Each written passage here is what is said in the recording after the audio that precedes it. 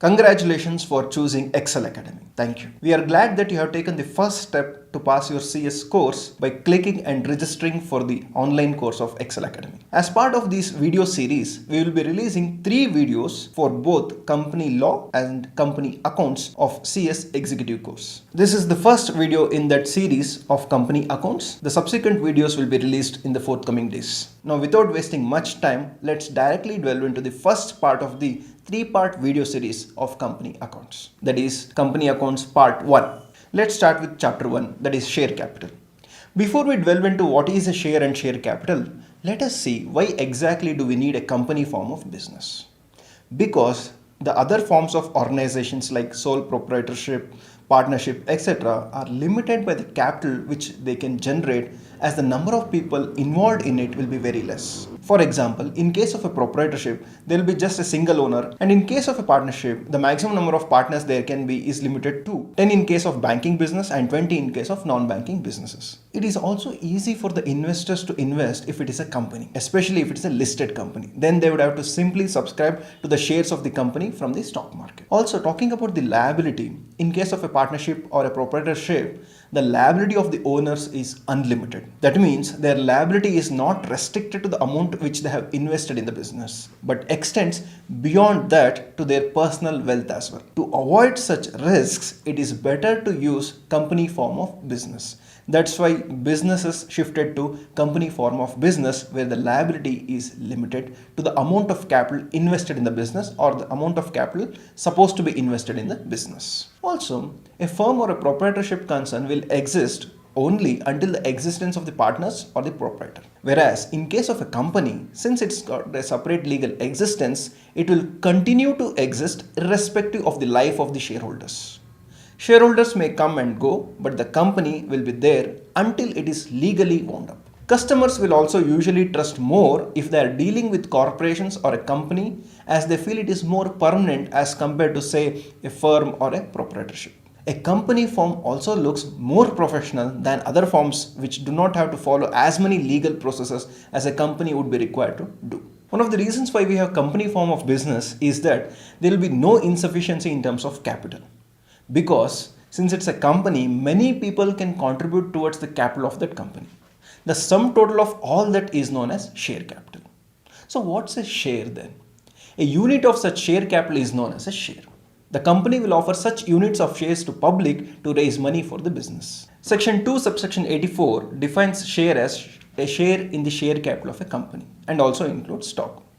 It is a division of share capital of a company, meaning it is only a fractional part of the company's share. For example, the share capital of the company is, let's say, 10 lakhs divided into 10,000 shares of rupees 100 each. If someone takes 100 shares, then they are said to have a share of rupees 10,000 in the company, 100 into 100. There are many such divisions which come together to form share capital. The number of shares which a company can issue will be stated in its memorandum of association. There are different types of share capital as well. The prominent types of share capital are equity and preference. Equity is in fact defined negatively. That which is not preference is known as equity share. Equity share can also be of 2 types. One with the voting shares, one with the voting rights, and other with differential rights to dividend or voting or any other right. In case of preference shares, they carry a preferential right with respect to payment of dividend, either as fixed amount or an amount calculated at fixed rate. And even in the case of winding up, preference shareholders get a right over equity when it comes to the repayment of capital. Now let's look into the issue of shares. Companies can raise capital by issuing shares to public by inviting them to subscribe to the company's shares. The applicant has to first apply for the shares, and the company will then allot these shares to the applicant. In fact, when the company issues shares, that issue will be successful only if they receive at least about 90% of subscription. If that minimum subscription is not received, then that issue cannot be deemed as valid. The amount which the company would have received will be returned to the applicants. Let's say a company has issued 10,000 shares. It can only allot 10,000 even if it receives excess applications. When it receives excess application, it is known as oversubscription. Companies can either issue shares at par or at a premium price. When issue price is equal to the face value of the share, then it is par. For example, issue price is rupees 100 and the face value is also rupees 100. Then it is issue of shares at par. Whereas If the issue price is higher than the face value, then the company is said to have issued the shares at a premium. Thus, the excess of issue price over the face value is the amount of premium. For example, if a share of rupees 100 is issued at rupees 20, at rupees 120, then rupees 20 will be the premium. It is a capital receipt and it cannot be utilized for any other purpose apart from which is mentioned in section 52. Now that we know what is a capital, we should understand how is capital decided and which document specifies the same.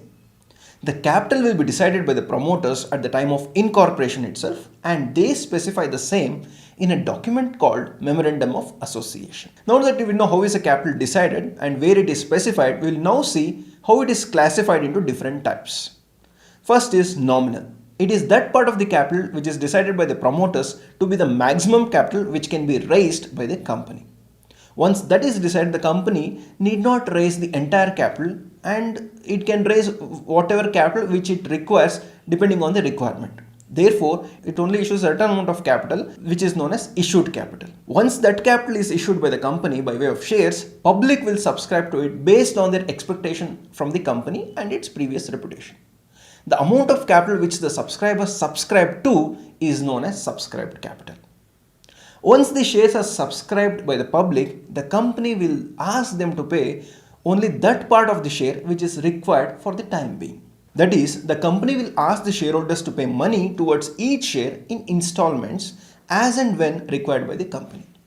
Installments could be in the form of application, allotment, first call, etc. After calling upon the subscribers to pay the amount, the company will receive the amount from them. The actual amount so received is known as the paid up capital. For example, a company's authorized capital could be 1 crore and divided into 10 lakh shares of rupees 10 each. The company might later issue only 5 lakh shares out of the 10 lakh shares as it might not want to raise the remaining part. This now becomes the issued capital. Let's assume that the public will subscribe to the entire 5 lakh shares of rupees 10 each. Then that will be known as subscribed capital of the company, subscribed by the shareholders. Now out of the 10 rupee share, the company might not require the entire 10 in one go. Therefore, it will issue the same in installments of rupees 2, rupees 5, rupees 3, for example. Therefore, when the applicants apply, they will only pay rupees 2 per share as that will be the application money and the remaining will be collected through allotment and the first call. If the company receives the application money of rupees 2 for the number of shares it has issued, then it becomes the paid up capital of the company. Now that we have looked into the basics of share capital, now let's look into the differences between equity share capital and the preference share capital. The first basis is type of issue. In case of preference, we can issue both cumulative as well as non-cumulative preference shares. Whereas in case of equity, only one type of equity shares can be issued, that is non-cumulative. When I say cumulative, I mean if for any circumstance dividend is not declared for the preference shareholders, then that dividend gets accumulated and in the subsequent years, the dividend of the previous years have to be paid. That is the cumulative preference shares. Next is the voting rights. When it comes to the voting rights, preference shareholders will have limited voting rights, and whereas equity shareholders will have full voting rights. When I say limited voting rights for preference shareholders, I mean they can only vote on those issues which directly affects their rights. Next comes the right to dividend. Preferential right to receive the dividend exists only for preference shareholders. And in case of equity, no such preferential right is there and company is not liable to pay dividend. Preferential right in this case is the preference shareholders have the first right towards the dividend.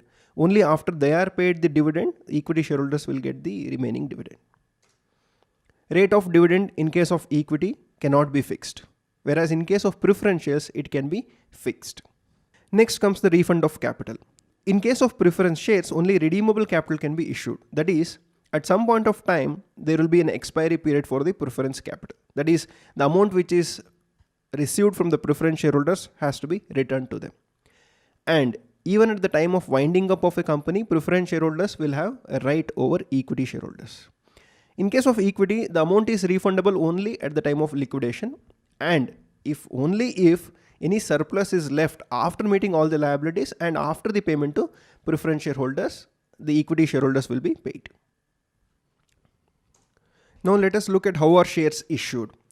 Shares can be issued in two different types, that is either for cash or for consideration other than cash.